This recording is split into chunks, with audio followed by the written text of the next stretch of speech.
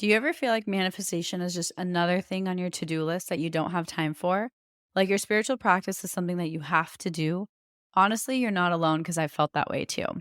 Something that's really changed my relationship with manifestation is blending it into my lifestyle so that no matter what I'm doing, I'm also manifesting. I call this manifestation as a lifestyle, and it's single handedly made the entire manifestation journey more enjoyable for me. And I've seen my desires show up with a lot more ease. Manifesting as a lifestyle has made manifestation go from feeling like a task to something I just naturally do because it's who I am. If you'd like to learn more about this, I've created a step by step guide for you. I'll link it in my show notes so you can check it out. Welcome back, everyone. This is the Affirmation Addict podcast, and I am your host, Payal Agarwal. And on today's episode, I will be talking about how to surrender. That is something that I think most of us, we know we're supposed to surrender, but we don't really know how to do it. So in this episode, I'll be sharing some tangible tips and tricks on how to surrender, depending on what type of situation you're going through.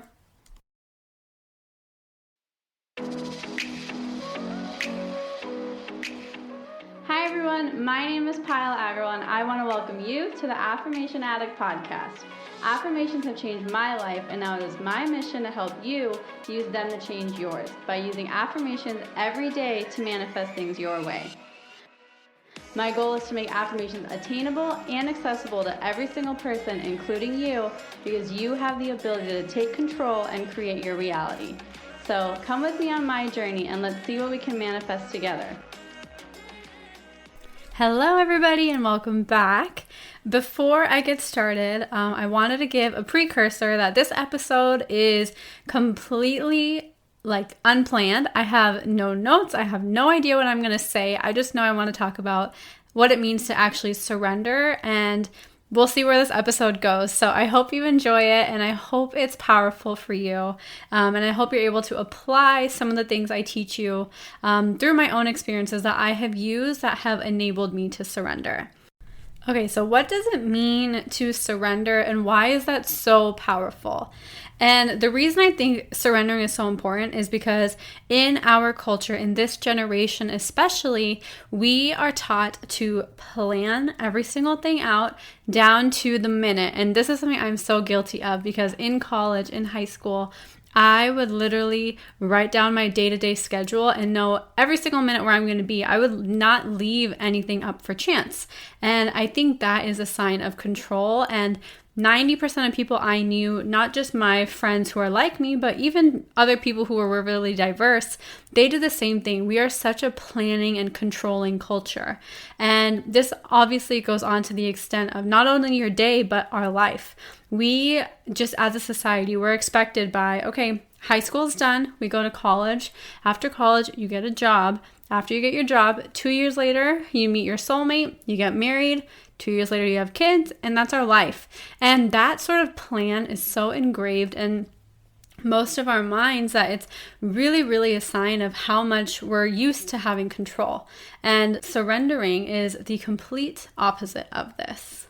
So to put it in simpler words, to surrender means to release control. And what that means is ignoring the how, the why, the when, the in what ways, by who, all those questions that we're so used to knowing, like that project plan. I'm going back to my business school stuff and my work, but basically like needing to know every single detail of how something is going to happen is the complete opposite of surrendering. And if you take a second and think about it, normally we all live our lives with that control in mind and knowing that we have to control every single outcome.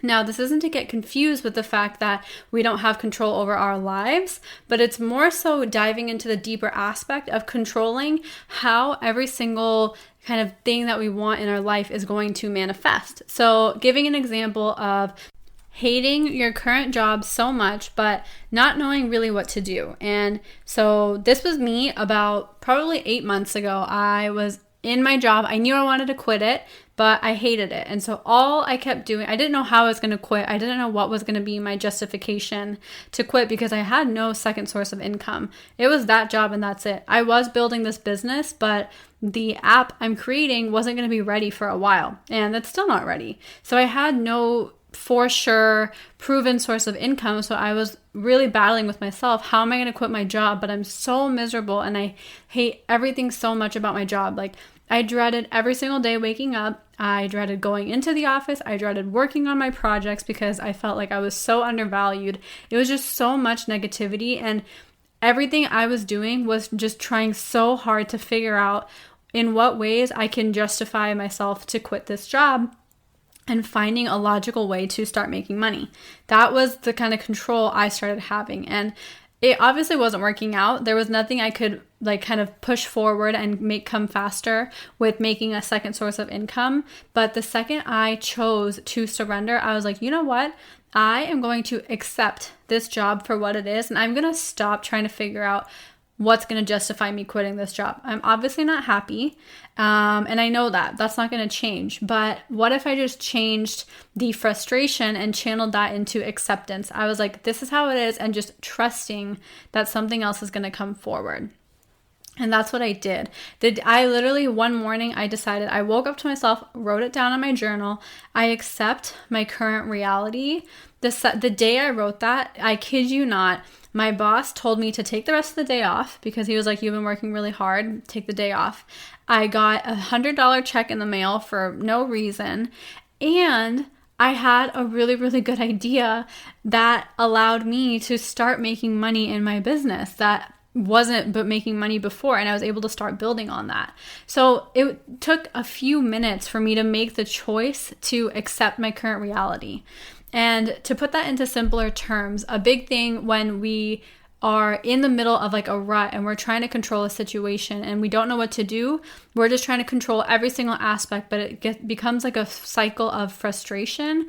The second you choose to accept that situation for what it is and see it for what it is, knowing that something better is going to come, I promise you sooner than later, it's going to come. And for me, it took literally those few hours. I got all those things that same exact day.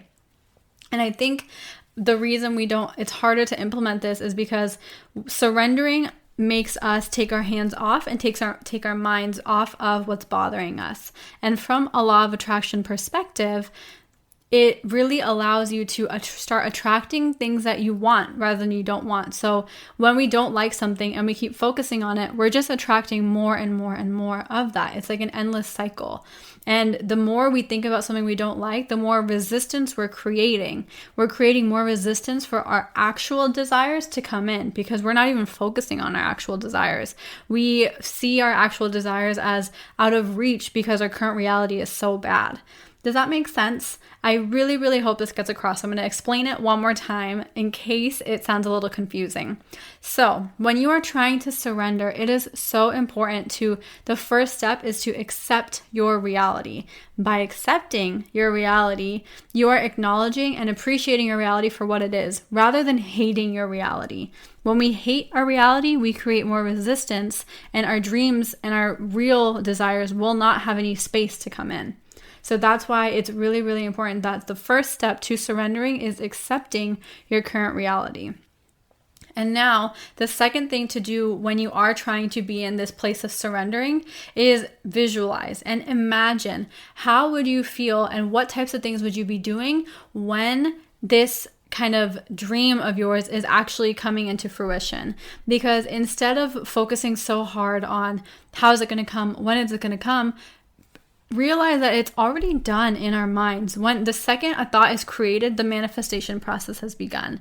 And understanding that and trusting that it's already in effect, it's already in process, that's all you need to know for you to stop worrying about it. And it's really, really powerful. So what I do in order to embody that is I start to visualize or I start to script. So visualizing, you can close your eyes and just imagine and feel the emotions knowing that it's already happened and see that version of yourself who's already had that manifestation come in.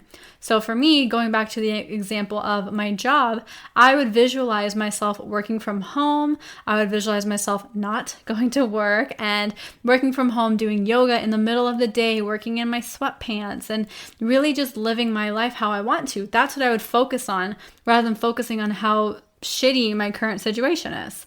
And another way to visualize, if you're not really visual, you can write it down in your journal. And this I think is so cool because you can look back on it. And I did both of these. So you can write down the day in the life as if this manifestation has already happened. Because you're telling the universe, you're telling your body and your subconscious mind that you know it's already happened. So you're starting to embody that. And those emotions, when we start visualizing and when we start scripting, those emotions start becoming our current emotions. Like you will, no matter what, pick up those emotions. And if you don't, maybe that's not the right outcome that you want. But for me, I would always imagine myself working from home. And anytime I just imagined and really saw myself in my room, working for myself, working on my own business at my own hours, the amount of peace and joy and almost like freedom I would feel is 10 times the amount of happiness I would ever feel thinking about work. And that's where it really comes in to really, really embody that version and those emotions as if it has already happened. Because we need to understand that now that we've thought the thought, it's coming. It takes time. It's not going to come, well, it can, but it might not come in the snap of your fingers, but just trusting that timing. And the last thing I really, really want to encourage all of you to do if you are trying to surrender to something is give yourself the credit how far you've made it. Normally, when we're in a mode of kind of frustration and resistance, the first thing we start doing is criticizing ourselves. And I don't know why that happens, but the first thing we immediately start doing when we are in this kind of cycle of things not going our way, the first thing we do is criticize ourselves, because most of you, if you're listening to this podcast, we already know we're the creator of our reality. We already know that we're in control, but when we're kind of in those downward slumps or in those stressful situations, we forget how far we've actually come. We forget what all it took for us to get to this place. And even if we are in this place, it's okay. We basically start getting into the cycle of self-judgment because we're like, well, I created this reality, which is why I'm in this situation. And it just becomes a really negative cycle of criticizing and doubting yourself because you're not able to get what you quote unquote really want. But the truth is, you're in this place for a reason, and it's not a bad thing to be somewhere you don't want to be. When we're in a situation that we don't want to be in, there's a lesson that we're being taught. And I've always figured out the lesson, but that's because I asked. I literally sought out learning the lesson rather than focusing on the fact that my current reality is not what I really want. So make sure you're really cognizant of not getting mad at yourself and judging yourself that you're in this cycle. It's okay if you're in a more downward cycle or if you're in kind of not the best place, because that has to happen for us to get to where we want to be. Just always remember this. You have to break down in order to break through. There's always going to be highs and lows. It's never going to be smooth sailing all the time because you're always growing and we're always changing. It's just your perception of the growth and the change. For example, for me, this job that I wanted to quit so bad, 1 year before it was my dream job and I manifested that. So I could have gone in the cycle and said, man, who am I? I manifested this job. I affirmed for it for the past year and I got it and now I hate it. I could have judged myself for that, but instead I was like, you know what? I acknowledged that it was so cool that I was able to manifest this. And now I'm moving on to something different because I have changed as a person, and that is okay. So those are the 3 things that I really, really want you guys to remember. And as a quick recap, those 3 things and the 3 steps that I took and have taken multiple times in order to surrender to a situation that I wasn't really the happiest was, the first thing is to accept my current reality. When I accepted my current reality, I did not have as much resistance. I did not have as much negativity associated with my current reality. I accepted that this is my current reality and I'm okay with it. The second piece is visualizing and scripting and really embodying those emotions that you want to feel when you're out of this current reality, when you're out of this situation that you don't like so much. And the third thing is don't judge yourself. Acknowledge how far you've come and acknowledge that the change that you're making and the changes that you're experiencing are okay, and that's natural. Just remember, you do have to break down in order to break through sometimes. And that breakdown can be either getting cut off on the road, or that breakdown could be having a major heartbreak. Breakdowns are always happening right before a major breakthrough. So when you are in this situation that you are in a really crappy situation and you feel stuck and you don't know what to do, those are your 3 steps in how to surrender. And I really, really hope you guys found this episode helpful. These are the exact steps I have used multiple times in my life, and I still use them to this day in order to help me surrender to different situations. And for example, a lot of you know, I had a major family situation come up, and I had to surrender to that situation. And I will be recording an episode on manifestation affirmations relating to health and relating to family members, because I know that's something a lot of us go through. But the first step that I had to take in order for any of those affirmations to work was to surrender to the situation.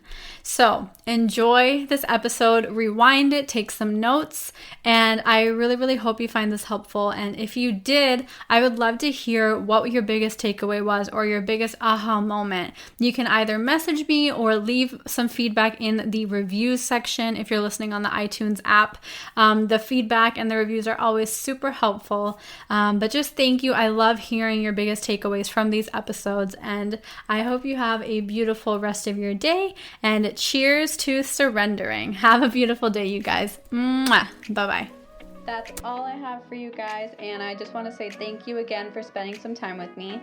I really hope you enjoyed this episode, and if you did, head over to my social media. I'm on Instagram, Facebook, and Twitter, or go to my website if you want to subscribe to my email list, which is affirmation-addict.com.